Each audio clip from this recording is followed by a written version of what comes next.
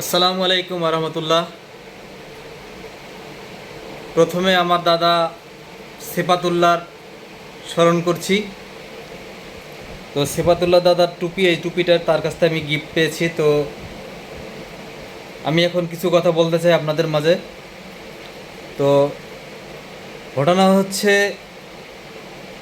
পৃথিবীতে অনেক বর্ডারই আছে যেখানে মানুষ বর্ডার দিয়ে অতিক্রম করে অবৈধভাবে সেই দেশে প্রবেশ করে, চাকরি করে, জীবিকা অর্জন করে এবং উন্নত জীবনের চেষ্টা করে।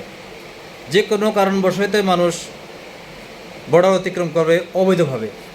কিন্তু এই পৃথিবীর ভিতরে একমাত্র দেশ বাংলাদেশ এবং ইন্ডিয়ার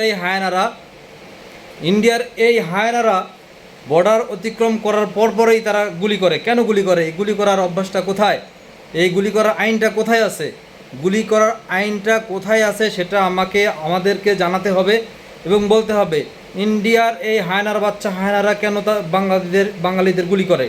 এই জবাব আমরা চাই। এবং সেবুদার পক্ষ থেকে আমি তীব্র নিন্দা জানাচ্ছি, বাংলাদেশের মানুষদের পক্ষ থেকে নিন্দা জানাচ্ছি এবং এর জবাব চাচ্ছি।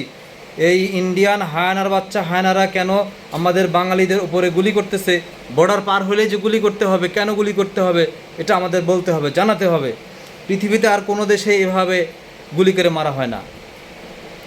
লিবিয়া থেকে হাজার হাজার লক্ষ লক্ষ মানুষ উন্নত জীবনের জন্যে ইতালি যাচ্ছে, স্পেন যাচ্ছে, জার্মান যাচ্ছে। কই, তারা তো গুলি করে না?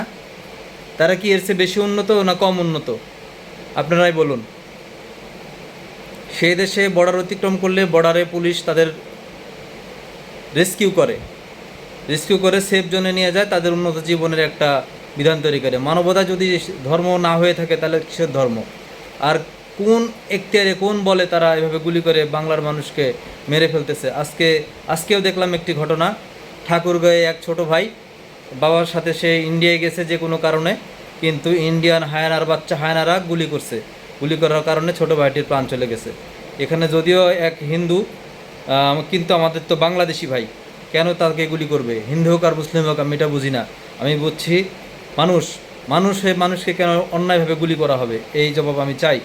আপনারা যদি আমার সাথে একমত হয়ে থাকেন তাহলে অবশ্যই আমার এই ভিডিওটি শেয়ার করে ছড়িয়ে দিন এবং আপনারা সবাই প্রতিবাদ করুন। ধন্যবাদ সবাইকে।